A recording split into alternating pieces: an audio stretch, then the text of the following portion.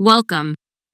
In this tutorial, I will show you step by step how to hide your online status so that other users cannot see when you are active or when you were last online. This can be useful if you want to protect your privacy or reduce the number of messages you receive when you are unavailable. Follow my simple steps, and you will quickly learn how to turn off this feature on your Viber account. First, open your Google Play Store or App Store and make sure you have the latest version of the Viber app. If you don't, update it immediately.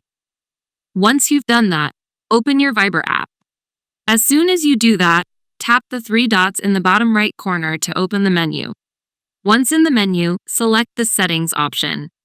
In the Settings, look for the Privacy option and tap it. Now, tap the first option, Online Status/Read Receipts. Finally, in the Online Status section, tap Off. And that's all there is to turning off this feature.